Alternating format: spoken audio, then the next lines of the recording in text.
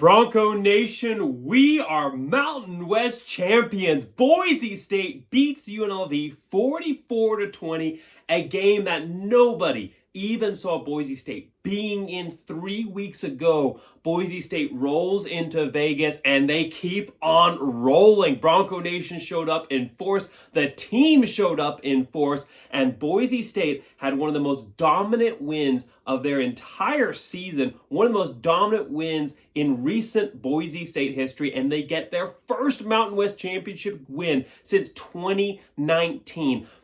I want to emphasize what a massive achievement this is for this program. For a team that was headed to not even get into bowl eligibility, to fire their head coach, to have their top wide receiver transfer out. This program was not just on the rocks. This program was buried. They were one shovel away from being done. And they reversed all of that in just 3 weeks to not only make it to the largest stage in the Mountain West, but to win in dominant Boise State fashion. This looked like a historic, classic Boise State Bronco team.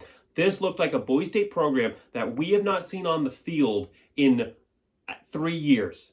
This was an incredible win by Boise State.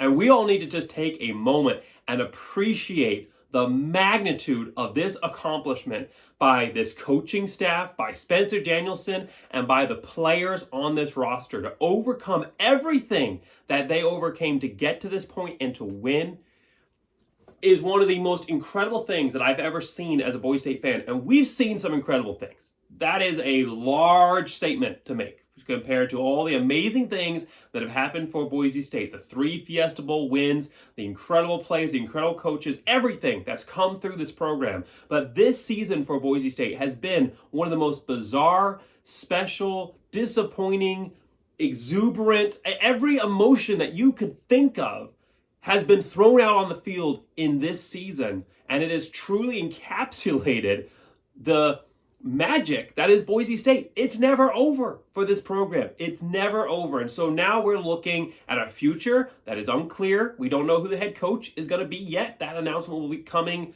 Sunday or Monday. Most people think Monday, and I will have a video reviewing that or reacting to that news. So make sure you like, subscribe so you don't miss out on that. But the future, we don't know who the head coach is going to be. We have elite star players on this roster that other schools are going to be coming after hard. We don't know who's going to be on this team. We have elite top recruits that are choosing to go to other programs. And so again, the future is murky to say the least for Boise State. But that doesn't matter. That doesn't matter because no matter what, this program, you can never count them out. And they are going to find a way to build their way back. And it started tonight. This was the platform that Boise State launched its future from. They are back, and let's get into reviewing this game. So for Boise State, we're going to go through the offense, the defense, and the special teams. We'll grade each of those units and look at their performance overall. And then we'll see how Boise State performed against my 3 keys to the game, as well as wrapping up what the future may hold for this program going forward. So thanks so much for being with me. Like I said, please like and subscribe, and let's get into discussing this. So first off, offensively for Boise State. Boise State put up 527 yards of offense, 226 yards passing, and 301 yards rushing. Now, the rushing number, I think we expected something like that. Boise State has been a dominant rushing game all season, dominant rushing team all season long, but they have picked up recently. The offense has changed. Bush Hamdan finally has the full keys to the car, and he is taking that thing out for a drive, and he is loving it. Boise State's offense has looked great, pretty good. Their offense looked pretty good all season, but they have looked great the last 3 games, and especially this game. This game for Boise State was a complete offensive performance. This was Bush Hamdan's offense at its peak. He's had 3 weeks to properly develop and put into place his schemes and that he's wanted to run all season long his way. Taylon Green hasn't had somebody over his shoulder, over his back, that he knows if he makes a mistake, he has a chance he's going to get pulled, so he's played loose. Even when he's made a mistake, he's come back the next play and performed well, and we saw that in this game. We saw all all three of Boise State's three-headed rushing attack performing exceptionally, some better than others, because that's just kind of how Boise State works. Some games, Ashton Genty has a huge game, other times George Halani does, other times it's Taylor Green. And this time we saw all three of them working really, really well together. And what I really liked from this game was the usage of the tight ends. It's something that Bush Hamdan has really emphasized the last three games of the season. And Riley Smith and Matt Lauder, both of those players have had a huge end to the season, and that happened again tonight. So let's look real quick through this offense, what they did. What I really liked off the bat was Boise State's mixing in of the run, the pass, and the deep ball. Boise State didn't come into this game just running like it down their throat like we thought they would. They came in and they forced the defense back. Several deep passes, a brilliant, gutsy deep ball pass on 3rd and 1. Now, a little underthrown. I will admit that, absolutely a little underthrown. Billy Bowens fell down. He probably could have stayed upright. But to make that call with a quarterback who's been inconsistent this year, that's not been his strength. He's overthrown wide open players. He hasn't been great with the deep pass specifically. And versus Air Force, Boise State ran almost no deep passes the entire time. To come out and the second drive to make a play call like that on 3rd and 1 and set yourselves up for a touchdown with Billy Bowens there in the red zone. Absolutely incredible play calling by Bush Hamdan. The first drive, we saw more of that. Deep passes causing pass interference. Green running back combo. Green running in for the touchdown. You can't stop these guys. Now, occasionally you're going to have a drive that you can step up. And when all three of them are working in a system that plays to their strength, that is something that we have seen Bush Hamdan do now that he's gotten the full keys to this offense. He has shifted this offense to play to what this offense actually does well. You will know that throughout the season, I said that Taylor Green was a good quarterback, but he was not a good quarterback for this offensive system. Boise State was not running an offensive system that played to his strengths. They were running more of a balanced, pass-heavy attack, which was so bizarre considering their lack of depth at wide receiver and their incredible rushing potential. Now, that system of offense definitely fits in with Maddox Madsen, which is why he looked much better in those systems than Taylor Green. The last 3 games of the season, there's no Maddox Madsen to come in and help you when the offense isn't working. Andy Avalos is gone. I'm definitely sure that contributed to it. But Bush Hamdan has finally run the offense that we thought Boise State was going to run from week 1. This is what everybody thought they were going to do. I am 100% convinced if we ran this offense the entire season, Boise State would be a one-loss program looking at a New Year's 6 right now. So not to take anything away from what this team has accomplished on the back end, you don't want to play the 2020 game and the what-if game. I am incredibly happy with what this team has been able to accomplish so far. But it is incredibly frustrating, to say the least, that this offense has performed so well the last 3 games when we could have seen this offense the whole way through. But I am thankful that it was finally figured out in time for Boise State to come and perform almost a flawless offensive performance on the biggest stage of the year for them in the Mountain West Championship game. Brilliant gutsy call on 3rd and 1 for the long touchdown. The flea flicker a few drives later on the 4th drive. And the most incredible thing about that flea flicker for a touchdown is that the drive before, Taylor Green had thrown a pick 6.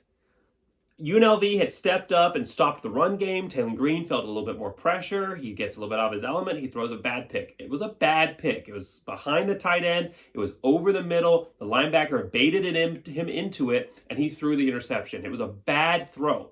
But the next play, he comes out, and they run a flea flicker for a deep touchdown to Bolt, which was a perfect pass. That is the kind of confidence that you're seeing out of Taylor Green in the back end of the season. Again, he can make a mistake and he's okay with it because he knows there's nothing that can happen. There's nothing to lose. That's part of it. I mean, part of it is that the system has changed to help him be more confident because it works more to his strengths. But also part of it is the fact that he knows that he's what Boise State's got. And so when he makes a mistake and he comes back out there, he knows that he can play loose and play ready and get back into it because they're going to have to stick with him either way. But also huge, huge props to Bush Hamdan to not just be okay with a mistake and then say, all right, we're going to kind of let you recover from that and work your way back into the game, because all that does is cause your quarterback to dwell on that mistake. And then when he is required to go out and make a big throw, he's not able to at that point. Bush Hamdan didn't do that. He hasn't done that since the last 3 weeks that Taylor Green has come in. He's made a mistake.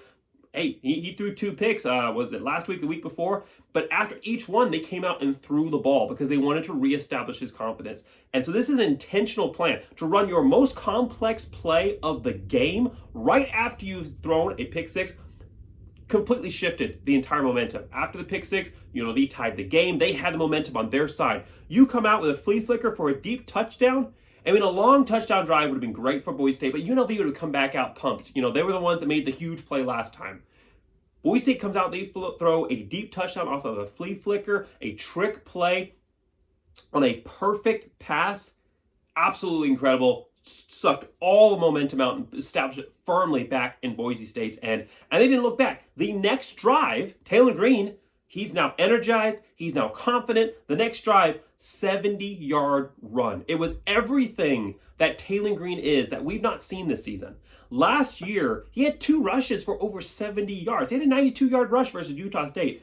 This year, his longest rush was 21 yards until tonight. 70-yard run by Taylor Green off of a read option. It was the perfect call. He read the D lineman cutting down on the running back. He pulls it out. He runs up the middle, and then he becomes Taylor Green. The speed is there. The maneuverability, the surprising shiftiness for a quarterback with that frame, and then the frame that gives him the speed on the back end to punch this in for a 70-yard touchdown. The pick six, that could have been crushing. That could have completely changed momentum of this game. But Bush Hamdan is an incredible offensive coordinator that looks at his player and he says, we're going to build you back up.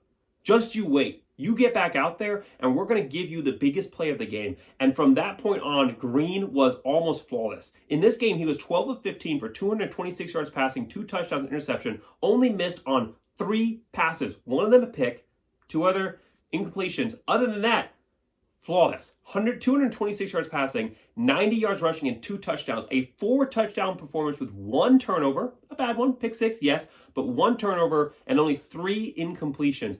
And this was his best game of the season, a nearly flawless performance by Taylor Green. It's the quarterback that we knew he was capable of. It was an offense that finally worked to his strength, and a coaching staff that put the confidence in him because they're their only shot, or he's their only shot. So the next drive after that, actually it was 2 drives later, the 7th drive, last drive of the first half, could have had a third 50-yard scoring drive, or a third 50-yard plus score. Unfortunately, Helani dropped a perfect pass from Taylor Green. Helani wide open, 6 yards behind the defense. He's got the speed. He could have run it in. It would have been a 75-yard touchdown. Unfortunately, ends up dropping it. Is what it is. Boise State ends up having to punt out of that drive. So could have ended with a amazing play and a touchdown there. Helani, little bit off tonight. You don't always have your best game when you need it. He played well, 76 yards rushing, only 3.8 yard average, but 76 yards rushing. One catch for 3 yards. That 75-yarder, I think, would have sparked Helani. He kind of has that big play that then sparks him for the rest of the game. I think that would have sparked him. Thankfully, Boise State had Ashton Jeanty, who had another incredible performance.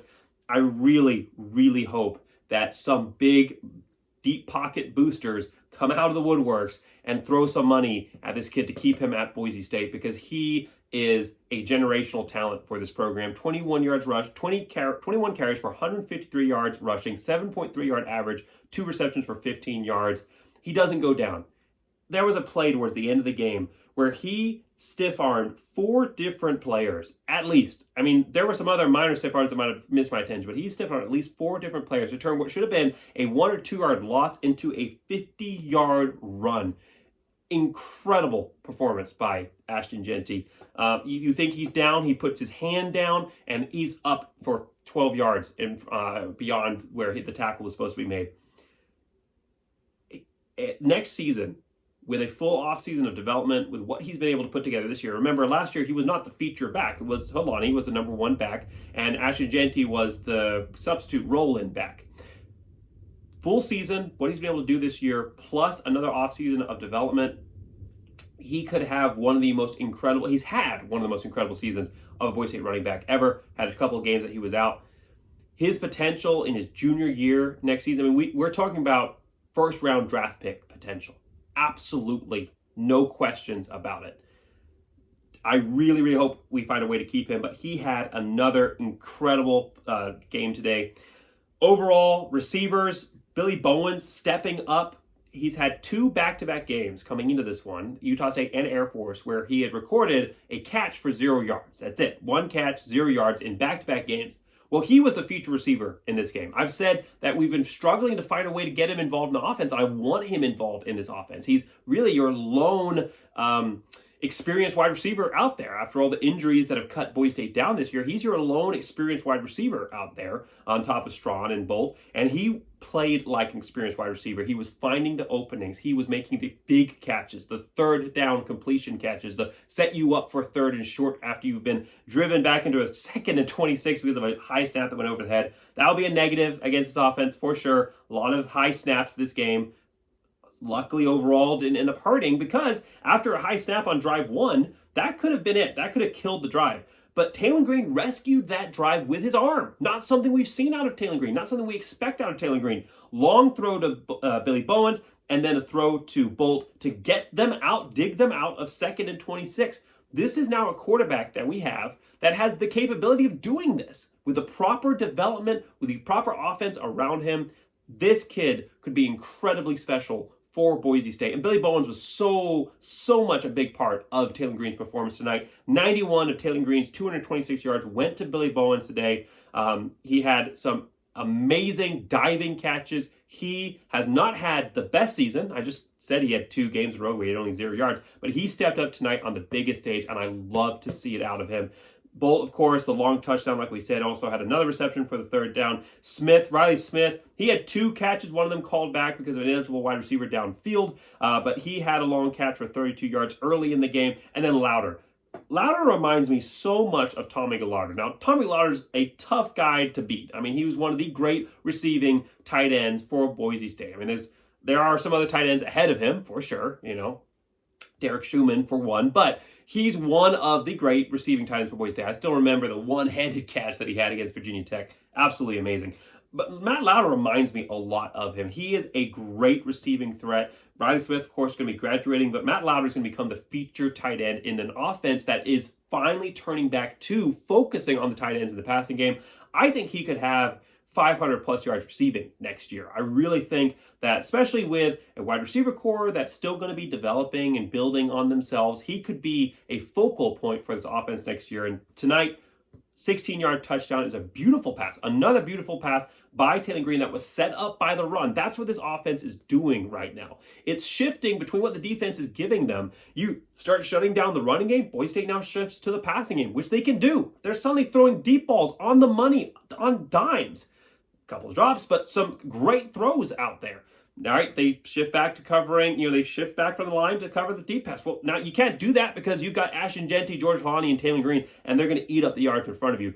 This offense, with just a few more tweaks, could be absolutely unstoppable. It really could. I mean, really right now, what we're waiting for is Taylor Green to become consistent in the passing game, which he was today overall, but we need him to be like that every game, and we need some more wide receivers to step up, become consistent themselves, and part of that's just going to come with growth. Next year, we're going to see a much improved Strawn, who's shown flashes this year. Bolt has come on so strong the back end of the season. He is going to be a great threat next year.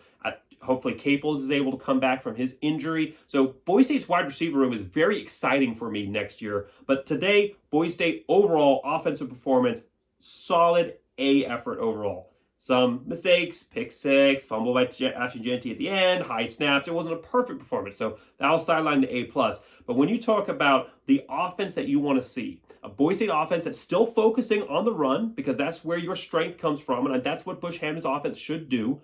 Still focusing on the run, 301 yards rushing, but able to have the explosive play, able to have the trick plays, and to actually execute them properly, to throw the deep balls, to throw the mid-level passes, to get your tight ends involved. This was a Boise State offense. Unconvenient for untraditional for Boise State offenses in general, because most of those traditional Boise State offenses, also had a much more dominant passing game. However, what you're talking about, a Boise State offense that's putting the whole picture together and performing at a high level, this is a Boise State offense. And again, this was like watching a Boise State team of old, and it was an incredible experience for me and every other Boise State fan who was able to experience this today. So, solid A effort overall. But let's turn to the masterpiece of this matchup. This game, 44 points, yes. That is very, very impressive. Actually, not far off from my prediction on this one. I predicted a 37 to 21 point game, Boise State winning it. So not far off my prediction. But at the half, I thought, I think I'm going to be wrong on this prediction by quite a bit, because at the half, they already had 31 to 17. So that, by the way, that is a record for most combined points in a half for a Mountain West Championship game. 48 points is the record there. So at the half, I thought this was going to become a massive offensive shootout. Boise State was trending in the right direction. I thought they were going to win, but I did think my score was going to be wrong. Both teams made great defensive adjustments. Boise State went from 31 to 44, so they still had to put up 13 points. UNLV, however, 17 points at the half, 212 yards of offense. Second half, Spencer Danielson, this defense, 3 points allowed, 86 yards of offense. 86 yards of offense. That's mind-blowing. Overall in this game, UNLV put up 298 yards of offense. You want to know their season average was? 424 yards of offense. They only put up 217 yards passing, and they'd averaged this year 187.8 yards rushing. This game, they put up 81 yards rushing. 81 yards for a team that was averaging almost 200 yards of offense. UNLV had a wide receiver that had 5 games in a row where he had gone for over 100 yards receiving. He has over 1,300 yards receiving on the season. And this is a Boise State defense that has struggled against the pass all season long. They have struggled so much to stop the passing game, especially the deep ball. That's been their Achilles heel all season long. This receiver, Ricky White, 86 yards today. Jaden Maven had his worst game of the entire season. His first game where he combined 166 yards, so sub 200, 51.7% completion percentage, which is tied for his season low, and 0 touchdowns and 2 interceptions. That is his worst performance of the year. Their quarterback had his worst performance of the year against a Boise State secondary, which has been the weakest part of this entire team. Had their best game of the season. Absolutely mind-blowing performance by this Boise State defense. Spencer Danielson, that's his defense. There's another defensive coordinator that's been elevated to fill that role, but he's still controlling the defense. That's his defense. Boise State's defense this year has been a journey, but the last 3 games when Spencer Danielson took over as the head coach, as the primary, with no one over his shoulder, influence the defense at all, we've seen a completely different product on the field. And today, Boise State played a complete defensive game. Did they stop every pass? No. But they stopped every deep one. UNLV had some long completions, but they didn't complete any of their long bomb completions, which was absolutely incredible. Again, for a Boise State defense that has been absolutely rocked in the long passing game. And Boise State held them to 217 yards passing. On the season average for UNLV, they were putting up, I didn't actually write it down. I thought I had written down this page. But they were putting up close to like 278 yards passing per game. So held them about 60 yards under their season average for passing and absolutely shut down their run game. Boise State's turnaround, the back end of this year, the last 3 games, major props to Spencer Danielson. But a huge part of this has been the seniors and the leaders, not just the seniors, but through all levels of the program, the leaders on this team who have stepped up. Those leaders, it's come from all levels of the team, special teams and offense as well. But the majority of them are on the defense. That's where Boise State has a lot of their key leaders, their seniors. I mean, obviously Riley Smith and some of these other guys, but their leaders on this program have fallen in line behind Spencer Danielson, and it's become primarily from the defense. So for the defense to step up and perform this way after they have helped lead this team, one of the most maligned parts of this program, like I said, one of the weakest points of this program. The offense really was not the problem overall for Boise State this season. There were issues there, but they were still putting up over 30 points per game. Now, we've seen that was well below what they were capable of. Spencer Danielson's had 2 games out of the 3 that he's put up over 40 points. So Bush Ham's offense was capable of more, like I said they were all season long. But the most maligned part, the weakest part of this team has been the defense. But that is the core. That is the unit that has been the leadership that has led this team back to where they are now. And they stepped up and had the biggest game of the season on the biggest stage for Boise State. Incredible performances across the board, not just the overall team stats, but the individual performances. A fumble forced by, who else? Ahmad Hassanin, picked up by Tubner, who's had a great end of the season here. There were some tackles out there that the announcers were just drooling over for Tubner, and he led the team in tackles, 10 tackles and a tackle for loss. Incredible performance for him, and he also gets a fumble recovery. The pick by Marion McCoy. Love his family, love his support. Love what he has been able to do, especially on the back half of this season. He's really stepped up for this program. He had an interception. Second half, though, for Boise State, that is really when you started to see the team pile it on and individual performances grow and grow and grow as the team stepped up together and shut UNLV down to get this win for this program. Like I said, great stops overall on the deep throws. But one of the biggest moments was on drive number 2 in the second half for UNLV. They had a chance, there had been a high snap that they'd forced Boise State to go down and just kick a field goal on that one. So they had a chance to kind of hang around in this one and kind of come back in drive number 2. But Boise State, I believe it was on Boise State's side of the field, so on their side of the 50, had 2 of the most incredible back-to-back stops that I've seen by this program in a long time. It was, I tweeted about it, it was an amazing performance. On 3rd and 3, Tubner and Oladipo combined to shut down an outside run. And then on 4th and 1, Gums, to set the stage. 4th and 1, UNLV drops back to pass.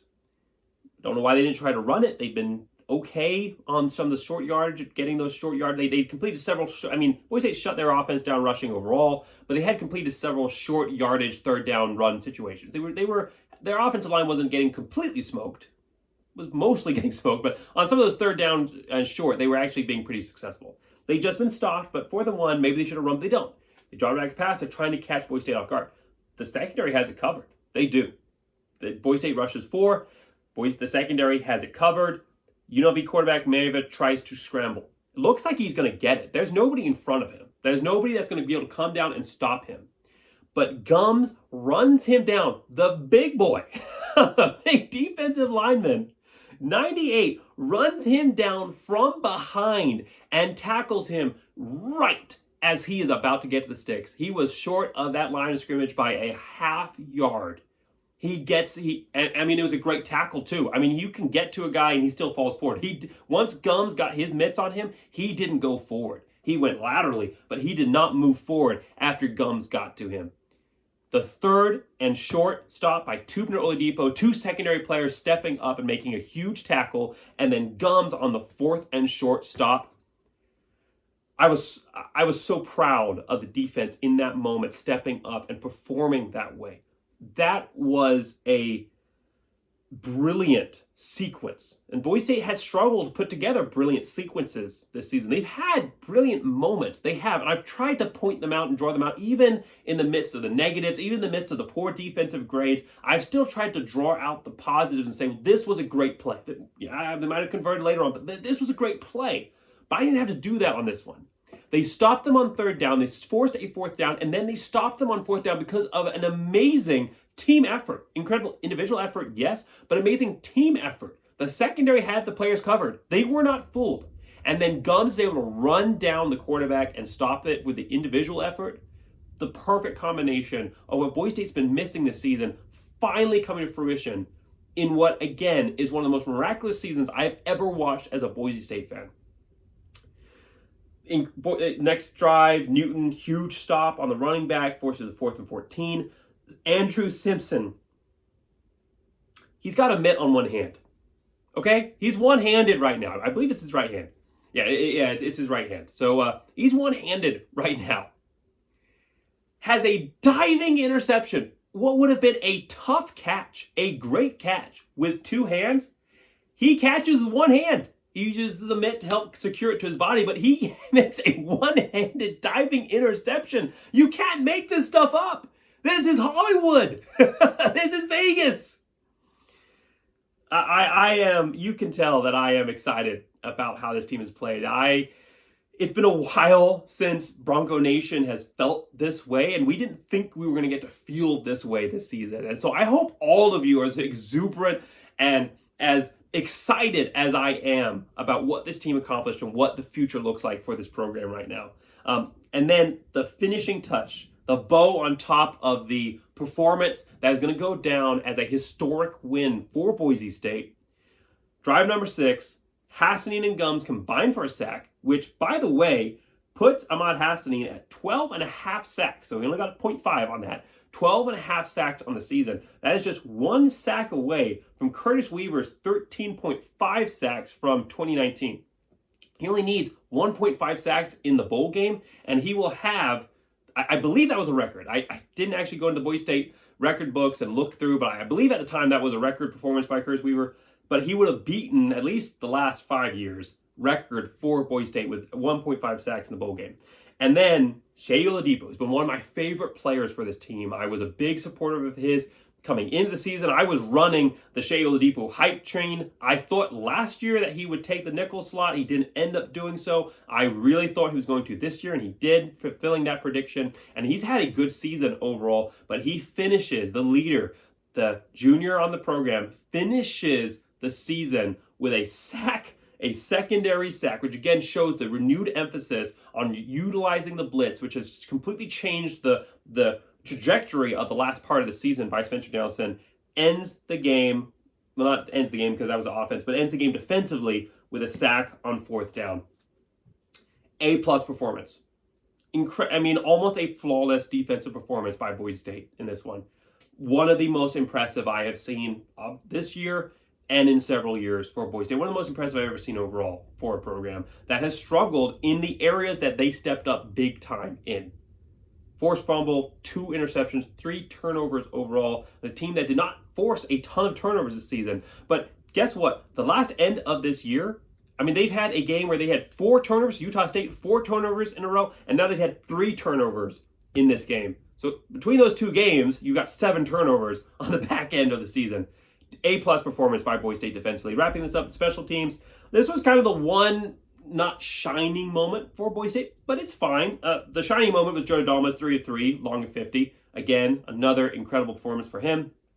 James Ferguson Reynolds has been amazing this year. I believe the average he had today is going to bring his season average down a little bit, but I believe he is still on track to have the highest overall per game punting average for a season of any Boise State punter of all time. And even if he doesn't technically achieve that record, he has, by actual performance, achieved that record for sure. At least the hearts of the fans and what he's been able to go out and do. He's had the most incredible punting performance I've ever seen by a Boise State punter. I believe that he is the best punter to ever come through this program. And there's been some great punters, Brotzman, there's been some great punters that have come through this program, but he is the best punter I've ever seen at Boise State.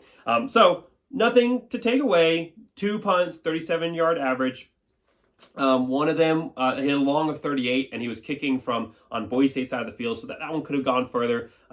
It was caught before the rollout could be achieved. That's been a big part of him having such a long, successful punts this season. So unfortunately, he wasn't able to go out and have another 50-plus yard average. Like he's had almost every single game of the season. I put together a season punting highlights for him. So I really hope that doesn't bring down his average overall. I think, maybe perhaps the completely unjustified, one of the most atrocious things I've ever seen happen in college football, the completely unjustified snub by the Ray Guy Award, maybe weighing him down a little bit on his mind. You try to not pay attention to any of the outside noise, or you say you don't play for the hardware, and I'm sure he doesn't. He plays for this team, and he plays for himself wanting to be the best punter that he can, but you've got to be disappointed. I know I would be. I know I am when I think I deserve something that I think I'm in the running for, and then I don't even end up in consideration for it.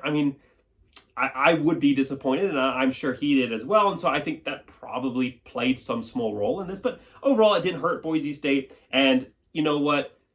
On what has been the best season ever for a Boise State punter, and he has been the best player consistently on this team, you're allowed to have one off game. Totally fine. It will bring the overall special team score down, but it's really not a big deal.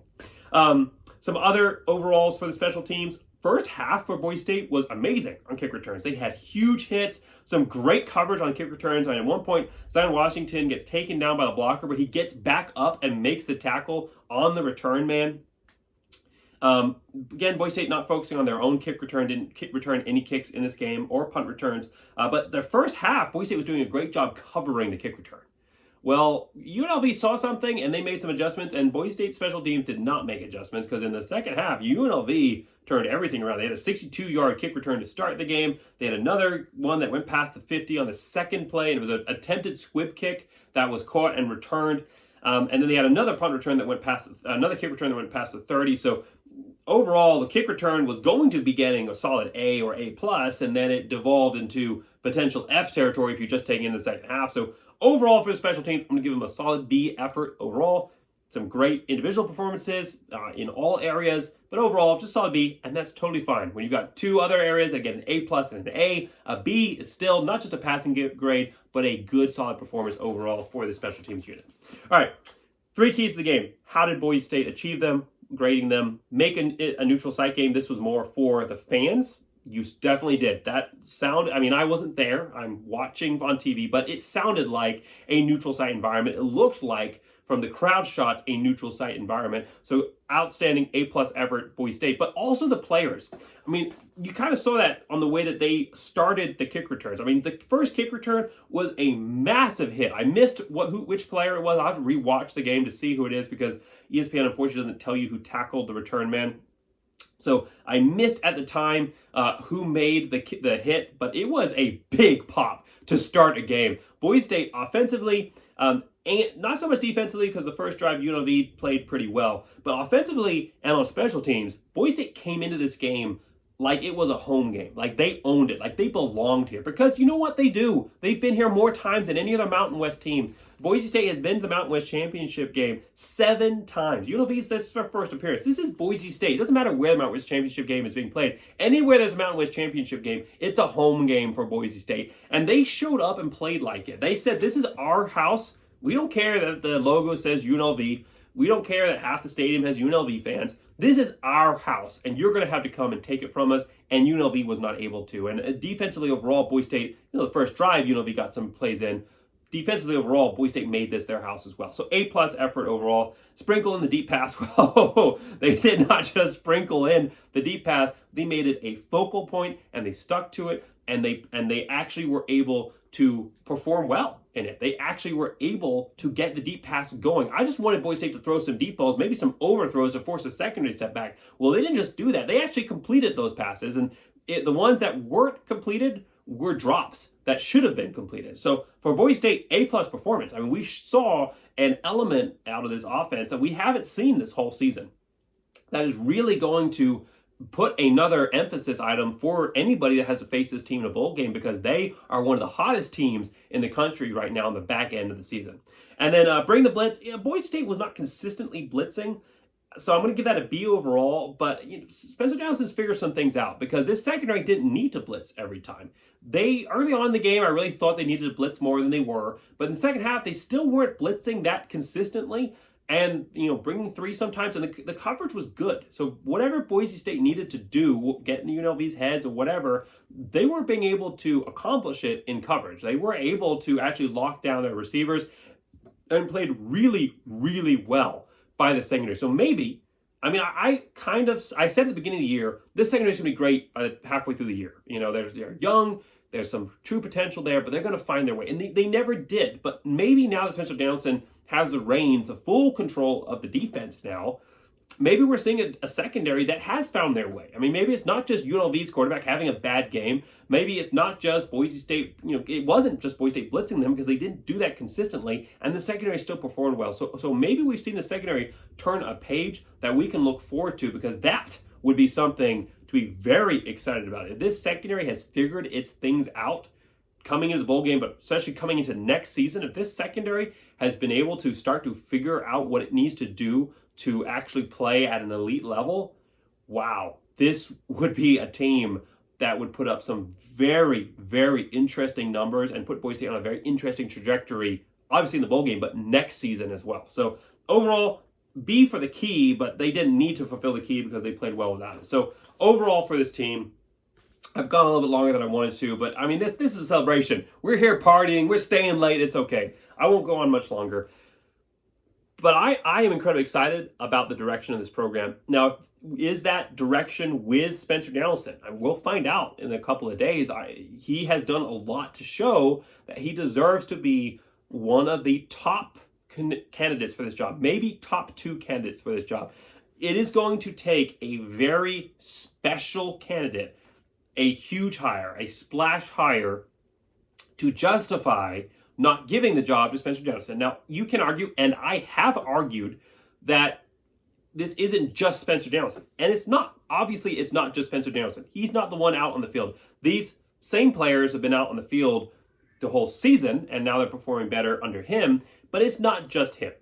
This team has been freed from a weight, and I don't want to continue to pile on Andy Avalos, and I've really gotten tired of the negativity in the fan base towards a Boise State great, a member of our family who was in a job that he was not cut out for, and that's not his fault. He came out and he gave it his best shot, and he did fix some things for this program, even while he brought other things down that have now been brought back up. He did fix some things and help put this team where it is today. I mean, this Mountain West Championship game is not, I'm not going to go Andy Avalos' father on Facebook. That's a whole other thing you can look up. I'm not going to say this is Andy Avalos' team. It's not. It's not Andy Avalos' team. It's Spencer Danielson's team. And Boise State would not be in a Mountain West Championship game with Andy Avalos. I want to make that very, very clear. They probably wouldn't be in a bowl game right now with Andy Avalos.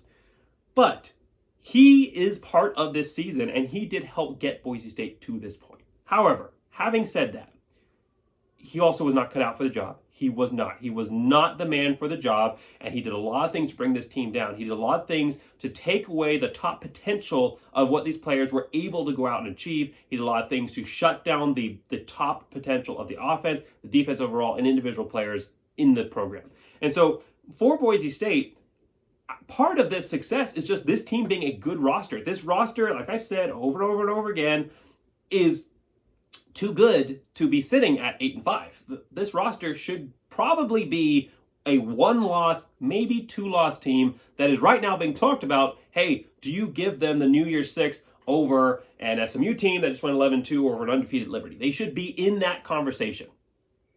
So they're not, but not because of the players.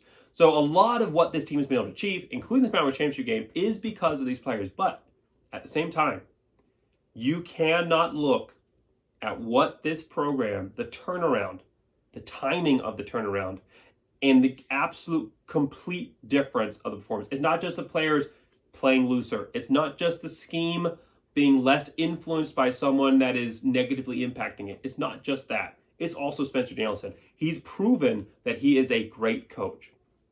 Now, this team has not had to deal with the adversity of a loss, and how do they overcome that? How do you overcome a chain of losses, and can you recover? I mean, that'll be something that if he gets the head coaching job, we'll have to find out. You don't have that picture to see how he deals with that. But at the end of the day, he took a team that was headed for 5-7 and made them Mountain West champions. And now he's going to go play a Power 5 program in a bowl game. That is unbelievable based on the perspective of 3 weeks ago. And so he deserves to be the Boise State head coach unless you bring in a Kellen Moore or Ryan Dinwiddie. I think those are the only 2 players that I would justify hiring over Spencer Danielson right now. But while we don't know what's going to happen, we'll find out on Monday or Sunday maybe. Probably Monday, maybe Sunday. Well, we will find out in the next couple of days who that next head coach is going to be. And I will do a reaction video to that. And I might even have some special guests on depending on who that selection is. But despite the fact that we don't know who that's going to be, Boise State fans should be incredibly excited, incredibly confident in that selection, knowing that the baseline, the minimum, is Spencer Danielson. That is amazing. That is an amazing place to be, that your base level of who your next head coach is Spencer Danielson, because he is a guy that's probably sitting at being one of the top head coach potentials in the entire group of 5 right now. Probably Power 5 candidate worthy for some of the mid-lower level Power 5s, but I mean, this is one of the top coaching potential candidates out there. And he is at least you're getting this for sure. That should put Boise State in a sense of calm and patience while we let Jeremiah Dickey finish off this process and make the final decision. He said it wouldn't be impacted by this game. I find that hard to believe. But regardless, there is a candidate out there that he knows who it is, and he'll tell us all pretty soon. And when he does, I'll make sure I react to it and give you my honest analysis and reviews on what I think that candidate is going to look like, or what their potential is going to be for Boise State, what the future is going to look like with that next head coach of this Boise State Bronco program. They also have a bowl game coming up. It's going to be in the Jimmy Kimmel LA Bowl, and it's going to be versus a Power 5 program. And Master Football is going to be coming on my channel. It'll be the third year in a row that he's come on and we've previewed the bowl game together. This is becoming an annual tradition. We're going to keep it going with this preview for whatever team Boise State ends up facing. And we'll preview that in depth. I give you a great preview. So make sure, again, that you like, subscribe, and go ahead and preemptively subscribe to Jake Posey, the Master of Football. You can find him on YouTube. If you type in Master of Football and then select channels, his comes up right away. So again, thanks so much for watching. Make sure to like, subscribe. Let me know your thoughts on this video. Let me know your excitement. Let me know your joy. Let me know your devastation. If you're a UNLV fan that watched the end, I know that Bronco Nation would definitely love to give you a pat on the back and say, hey, great job getting here. We didn't think you were going to anyway. So, but thanks so much for watching. Thanks so much for getting all the way to the end. Make sure you like and subscribe. And as always, and especially tonight, go big!